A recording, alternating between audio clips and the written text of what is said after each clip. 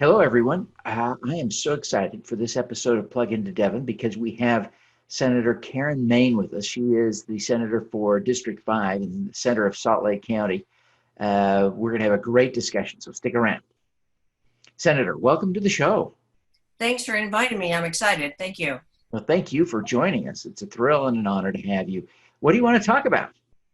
Well, I talked about how about workers' rights, safety on the job, supporting good businesses, and maybe not so much for naughty businesses.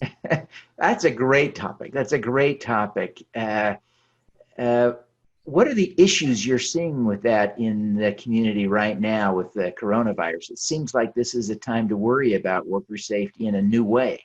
Yes, I'm concerned about that, and I have a piece of legislation that's going to come forward that is it's working with the business community and with workers' rights. So when businesses have an outbreak in their business or in their workplace, that they can call a number and a mobile unit will come out and work right there on the workplace. Do they have a fever? Can you work?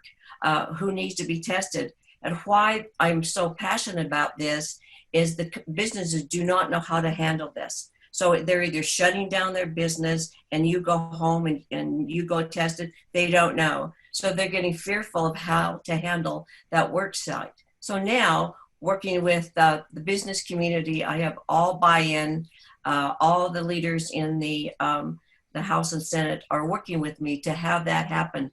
We need to make sure we give a helping tool to the businesses and make sure people can keep working, because that's the issue.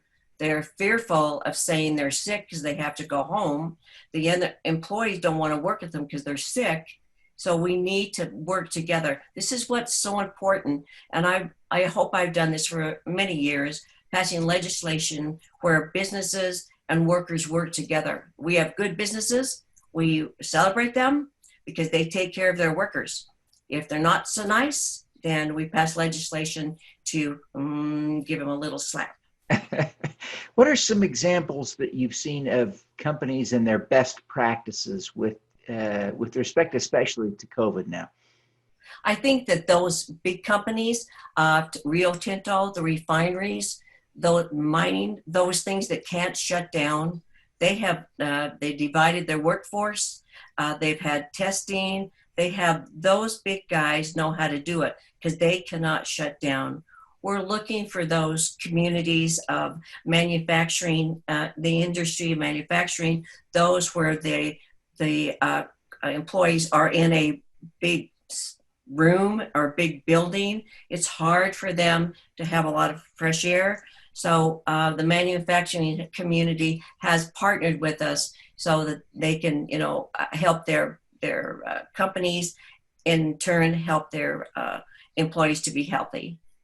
It would seem in many manufacturing environments, clean air would be helpful, beneficial to the process of, keeping the process clean. So it would seem to be a win-win.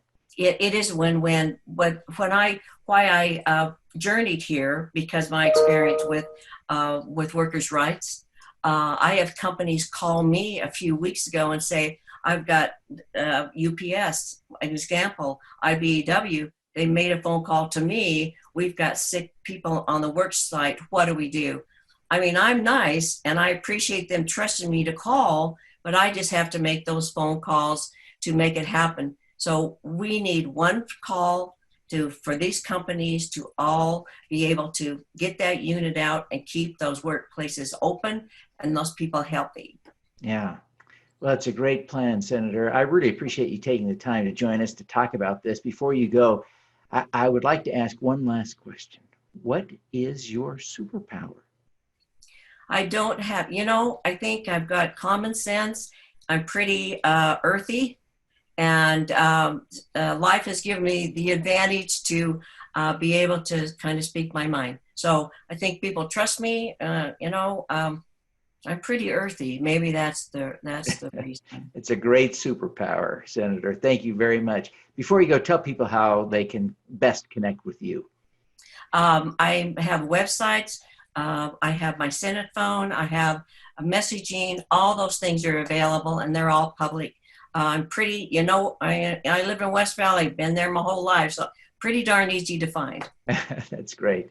Well, Senator, thank you very much for being with us today, and we wish you every success in your efforts to keep workers safe in Utah. I appreciate that. Thank you. All righty. Let's be bold together. We are, aren't we? Yes, indeed.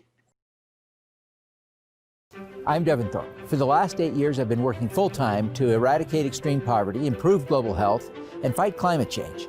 I've concluded that the best way for me to continue my work is to run for Congress to represent the people of Utah's 3rd District. In Utah, we have common shared values. Those things unite us. I believe passionately in our ability to come together, and I believe that working together, we can solve Utah's problems. I'm Devin Thorpe. I'm a Democrat. I'm running to represent the people of Utah's 3rd District. I'm Devin Thorpe, a candidate for Congress, and I approve this message.